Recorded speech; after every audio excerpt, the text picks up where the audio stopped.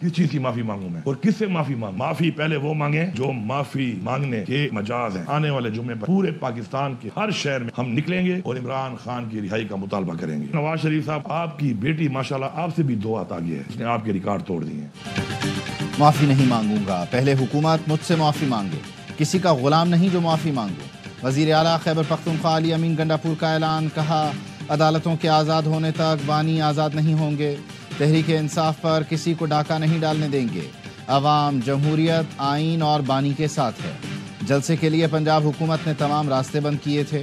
नून league जमहूरी है तो मीनार पाकिस्तान पर जलसे की इजाज़त दे। नवाज शरीफ को मुबारकबाद देता हूँ, मरियम नवाज ने आपके तमाम रिकॉर्ड तोड़ दिए। शहबाज शरीफ को मरियम ने बूट पॉलिश करने में बहुत पीछे छोड़ दिया। बिलावल में गैरत जगाने की कोशिश कर रहा हूँ, जो जमातें गैर आइनी काम का हिस्सा बन रही हैं वो अच्छा नहीं कर रही। अली अमीन गंडापुर का इतवार को मियांवाली में जलसे का भी ऐलान।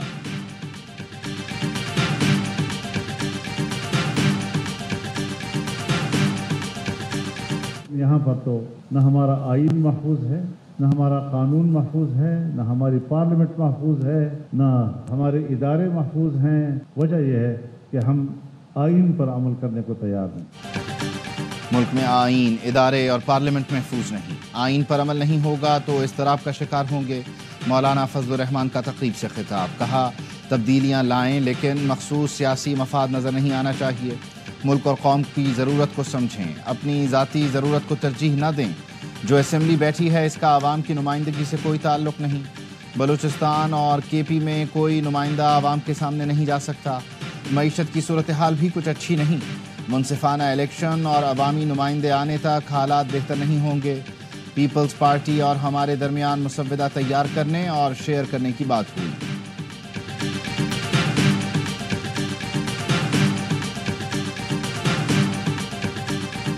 इंतशारी सियासत मुस्तरद करके अवाम ने मुआशी पॉलिसियों में बेहतरी को तरजीह दी। हम जलसे 2028 में करेंगे, अभी अवाम से किए वादे पूरे करने का वक्त है। वज़ीर आज़म शहबाज शरीफ कहते हैं मुआशी बहाली सियासी इस्तेहकाम से जुड़ी है। सियासी इंतशार का मकसद अवाम को रिलीफ देने के अमल को मुतासर करना है। मुआशी चैलेंज और दहशतगर्दी से निमटने के लिए कौम, सियासी जमातों और इदारों को मिलकर काम करना होगा। सियासी अफरा तफरी में मुल्क व कौम का बहुत वक्त ज़ाया हो चुका। अल्लाह का शुक्र है महंगाई सिंगल डिजिट में वापस आई। हम सब का असल हदफ ये होना चाहिए कि ये IMF का आखिरी प्रोग्राम हो, ये असल कामयाबी होगी।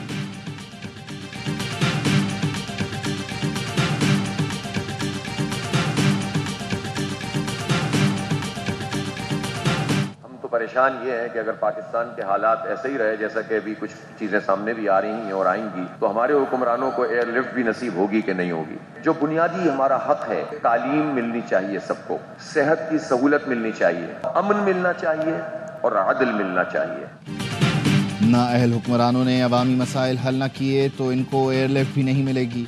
हुक्मरान तबके की कोई कौम और ज़बान नहीं, ये अपने मफादात के लिए इकट्ठे होते हैं। अमीर जमात इस्लामी हाफिज़ नईमुर रहमान ने कहा अवाम को अमन, तालीम समेत तमाम सहूलतें फराहम करना रियासत की जिम्मेदारी है। सिंध और बलूचिस्तान में तालीम और सेहत का बुरा हाल है। सरकारी महकमे ईमानदारी से काम न करें तो प्राइवेट सेक्टर को फ़ायदा होता है। इसराइली जारहियत की मजम्मत करते हुए कहा उम्मत मुस्लिमा के हुक्मरानों की मुजरिमाना खामोशी की वजह से इसराइल को तक़वियत मिल रही है। हमास के मुजाहिदीन ने इसराइल की टेक्नोलॉजी को पसपा कर दिया। हमारी जिम्मेदारी है कि UN और मुल्की सतह पर फ़लस्तीन की आवाज़ बने।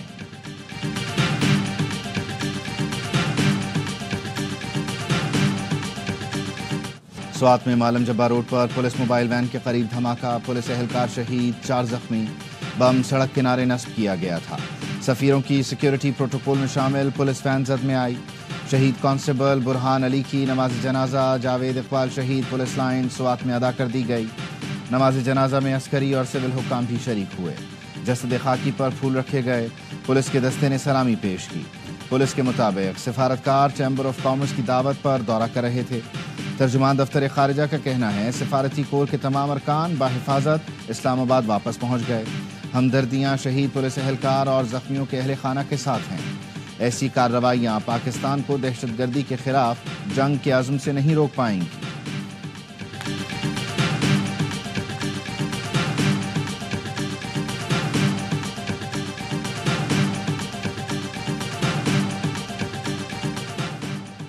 صدر مملکت کی سوات دھماکے کی مذمت، شہید پولیس اہلکار کو خراج عقیدت، کہا دہشت گرد عناصر نہ صرف ملک و قوم بلکہ انسانیت کے دشمن ہیں۔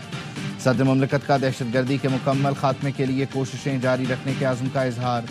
وزیر اعظم شہباز شریف کی بھی دہشت گرد حملے کی شدید مذمت، کہا دہشت گردی کے خلاف پولیس کی قربانیوں کو سلام پیش کرتے ہیں۔ وزیر اعلیٰ خیبر پختونخوا علی امین گنڈاپور کی بھی مذمت، پولیس حکام سے رپورٹ طلب، شہید کے درجات کی بلندی کے لیے دعا کی، کہا شہید کے اہل خانہ کو تنہا نہیں چھوڑیں گے، عوام کے جان و مال کے تحفظ کے لیے پولیس نے بے مثال قربانیاں دی ہیں۔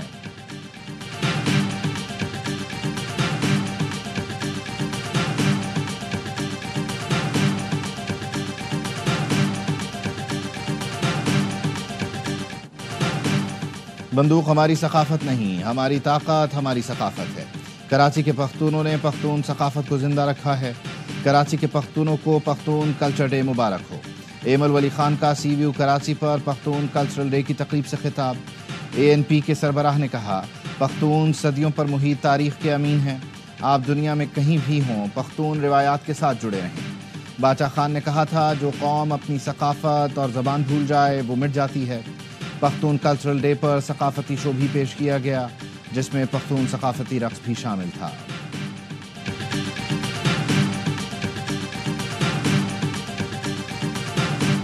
پاکستان میں کچھ IPPs کے گھناؤنے کردار اور ملکی معیشت میں تباہی سے متعلق حقائق منظر عام پر آ گئے۔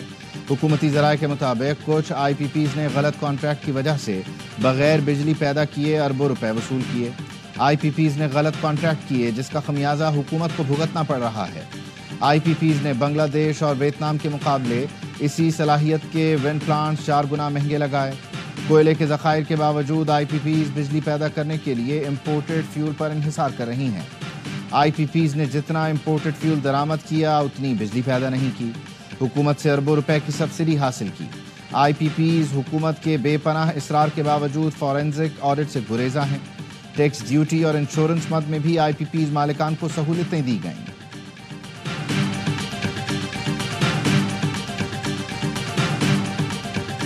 معاہدے ایسے ہوئے ہیں جن میں ہمیں اوور انوائسنگ، جن میں ہیٹ ریٹ ٹیسٹنگ نہیں ہوئی کبھی۔ 1994 کے جو IPPs ہیں وہ اپنی زندگی 25 سال کی کر چکے ہیں، ٹیک اینڈ پے پہ نکال دیں۔ 2002 کے 4-5 رہ گئے ہیں جو جن کی لائف ہے، ان سے بھی دیکھ لیں۔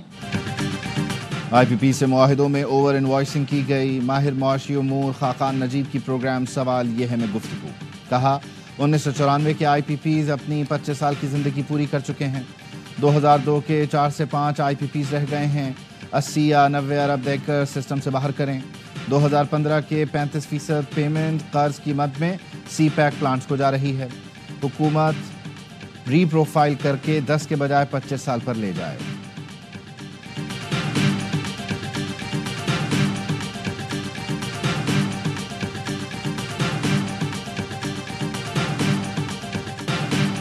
نیب کی 25 سالہ تاریخ میں ایک ہی پروجیکٹ میں بڑی ریکوری۔ قومی خزانے کو BRT پشاور سے 168 ارب روپے سے زائد کی بچت۔ نیب اعلامیے کے مطابق انٹرنیشنل کورٹ آف آربیٹریشن سے کانٹریکٹرز کا 31.5 ارب کا دعویٰ خارج کروایا گیا۔ منصوبے کی تحقیقات کا آغاز 2018 میں ہوا۔ کانٹریکٹ کے 6 منصوبے غلط طریقے سے چند مخصوص کمپنیوں کو دیے گئے۔ کمپنیوں نے معاہدے کی خلاف ورزی کی، تقریباً 1 ارب بغیر کام کے حاصل کیے۔ کانٹریکٹرز نے پشاور ڈیولپمنٹ اتھارٹی کو جعلی گارنٹیاں جمع کروائی تھیں۔ مقررہ مدت میں کام پورا کیا، نہ ہی غیر ملکیوں نے آ کر کام کیا۔ کانٹریکٹرز کی جانب سے بوگس آڈٹ رپورٹ جمع کروائی۔ غیر ملکی کمپنیوں کو ان کے سفارت خانوں کے ذریعے شامل تفتیش کیا گیا۔ لاگت میں اضافے، ادائیگیوں میں تاخیر پر سود کی ادائیگی کی بنیاد پر 5 ارب کا دعویٰ کیا گیا۔ پروجیکٹ اصلی لاگت پر مکمل کروا کر قومی خزانے میں 9 ارب کی بچت ہوئی۔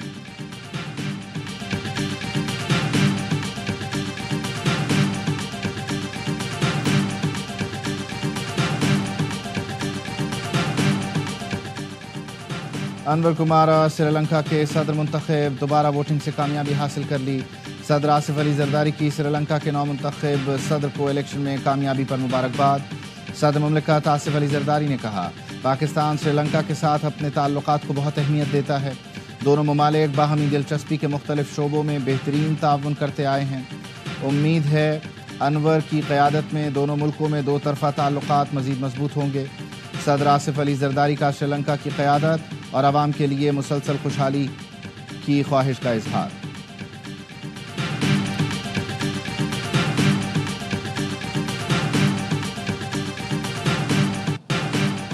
جنگی جنون میں مبتلا اسرائیل کے لبنان پر وحشیانہ حملے۔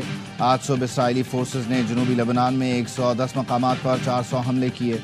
حزب اللہ نے جوابی کارروائی میں شمالی اسرائیل میں فوجی تنصیبات کو نشانہ بنایا۔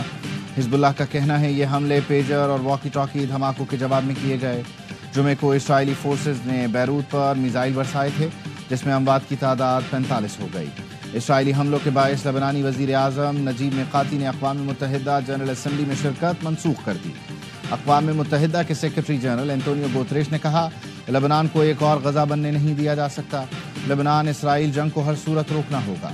امریکہ نے اپنے شہریوں کو فوری طور پر لبنان چھوڑنے کی ہدایت کر دی۔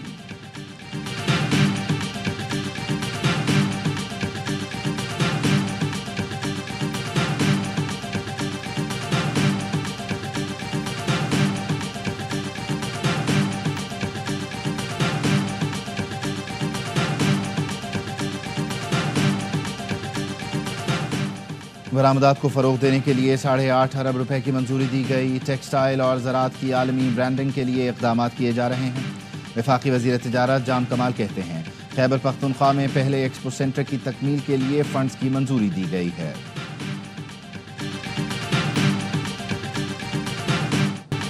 گجرات میں ماں نے 2 بچوں کو تیزاب پلا کر قتل کر دیا۔ پولیس کے مطابق بیرون ملک مقیم شوہر نے فون پر جھگڑے کے دوران طلاق دی تو خاتون نے اپنے بچوں کی جان لے لی۔ ملزمہ نے بچے مار کر خودکشی کی بھی کوشش کی۔ مقتول بچوں میں 6 سال کا آہل اور 7 سال کا ساحل شامل ہیں۔ فیصل آباد الائٹ ہسپتال کے ملازم کی 14 سالہ مریضہ سے مبینہ زیادتی، ملزم فرار، مقدمہ درج۔ پولیس کا کہنا ہے ملزم احسان ٹیسٹ کرانے کے بہانے مریضہ کو لیبر روم لے کر گیا اور بے ہوش کرنے کے بعد زیادتی کی۔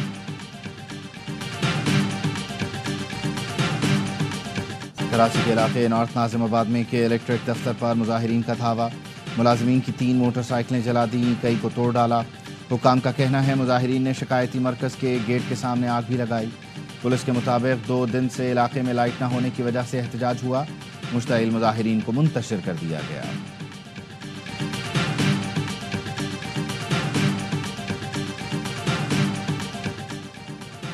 پاکستان اٹامک انرجی کمیشن نے عالمی سطح پر ایک اور سنگ میل عبور کر لیا۔ بین الاقوامی ایٹمی توانائی ایجنسی نے جنوبی ایشیا کے کولیبریٹر سینٹر کا درجہ دے دیا۔ Chairman Pakistan atomic energy commission اور IAEA نمائندے نے یادداشت پر دستخط کیے۔ ملک بھر کے میڈیکل کالجز میں داخلے کے لیے MD-CAT کا انعقاد، لگ بھگ 1,67,000 سے زائد امیدواروں کی شرکت۔ کراچی اور لاڑکانہ کے کچھ طلبہ کا امتحانی مراکز قبل از وقت بند ہونے کا شکوہ۔ لاڑکانہ میں طلبہ نے SSP لاڑکانہ کے سامنے احتجاج کیا۔ MD-CAT میں نقل کرانے کے الزام میں 8 ملزمان کرک سے گرفتار۔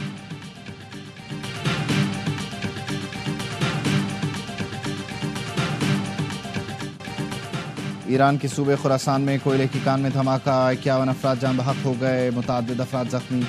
دھماکے کے وقت کان میں 70 افراد کام کر رہے تھے۔ گیس بھرنے سے دھماکہ ہوا۔ وزیر اعظم شہباز شریف کا جانی نقصان پر افسوس کا اظہار۔ ایران کے عوام اور حکومت کے لیے یکجہتی کا پیغام، کہا دکھ کی اس گھڑی میں ایران کی حکومت اور عوام کے ساتھ کھڑے ہیں۔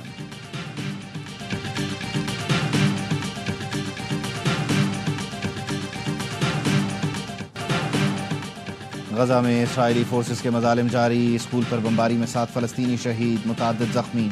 اسکول میں بے گھر افراد نے پناہ لے رکھی تھی۔ گزشتہ روز بھی اسکول پر بمباری سے 22 افراد شہید ہوئے تھے۔ دیر البلح میں اسرائیلی حملے میں 2 فلسطینی شہید، متعدد زخمی ہوئے۔ اسرائیلی فوج نے رام اللہ میں الجزیرہ ٹی وی کے دفتر پر دھاوا بول دیا۔ حماس کا کہنا ہے اسرائیلی فورسز کی پیش قدمی روکنے کے لیے مزاحمت جاری ہے۔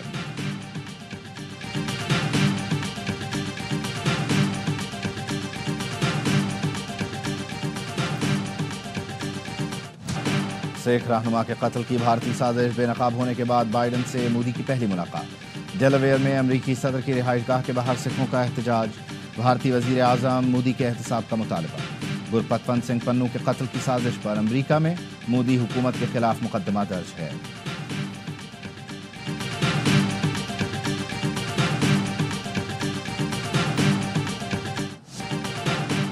Chairman P C be Mohsin Naqvi کا قذافی اسٹیڈیم کا دورہ، کہا اپ گریڈیشن پروجیکٹ کے حوالے سے ایک ایک لمحہ قیمتی ہے۔ چیمپئنز ٹرافی سے قبل اسٹیڈیمز اپ گریڈیشن پروجیکٹ کی تکمیل یقینی بنائی جائے گی۔ پاکستان کرکٹ بورڈ کل اسٹریٹجک کنیکشن کیمپ کی میزبانی کرے گا۔ Chairman P C B, coaches اور سینئر کھلاڑی شرکت کریں گے۔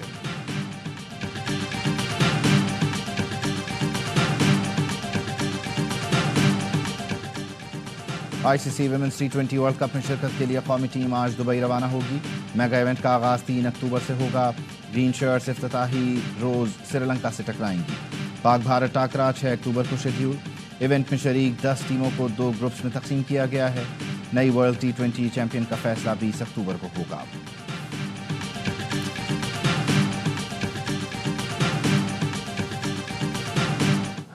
فاسٹ بالر محمد عامر کا کارنامہ، ٹی20 کرکٹ میں 350 وکٹیں مکمل کرنی۔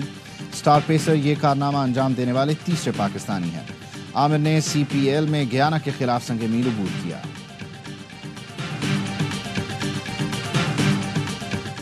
ڈالفنز جیت کر بھی ٹورنامنٹ سے باہر، لائنز ہار کر بھی پلے آف مرحلے میں پہنچ گئے۔ چیمپئنز ون ڈے کپ کے آخری راؤنڈ میچ میں ڈالفنز نے لائنز کو 16 رن سے شکست دے دی۔ 327 رنز کے تعاقب میں لائنز 310 رنز بنا سکے۔ روہیل نذیر 62، خوشدل شاہ کے جارحانہ 60 رنز رائے گا گئے۔ فیصل آباد میں ڈالفنز پہلے کھیل کر 326 رنز بنا کر آؤٹ ہوئے تھے۔ عمر امین اور محمد اخلاق کی نصف سینچریاں۔ میچ کے دوران شاہین آفریدی زخمی ہو گئے۔ فہیم اشرف کی تیز گیند شاہین کی ٹانگ پر لگی، لنگڑاتے ہوئے بیٹنگ کی اور لنگڑاتے ہوئے ہی میدان سے باہر گئے۔ ایونٹ کی پلے آف لائن اپ بھی مکمل۔ مارکوز، پینتھرز، اسٹیلینز اور لائنز اگلے مرحلے میں پہنچ گئے۔ تمام میچ اے اسپورٹ پر براہ راست دکھائے جا رہے ہیں۔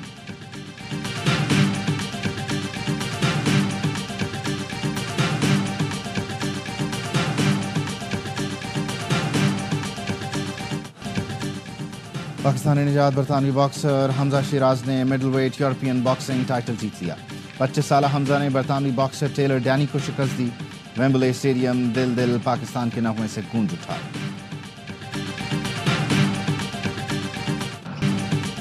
اور برازیل کی ٹیم فٹسال ورلڈ کپ کے پری کوارٹر فائنل میں پہنچ گئی۔ گروپ مرحلے کے میچ میں تھائی لینڈ کا بھرکس نکالتے ہوئے 9-1 سے شکست دی۔ مارسل نے 3، پیٹو نے 2 گول کیے۔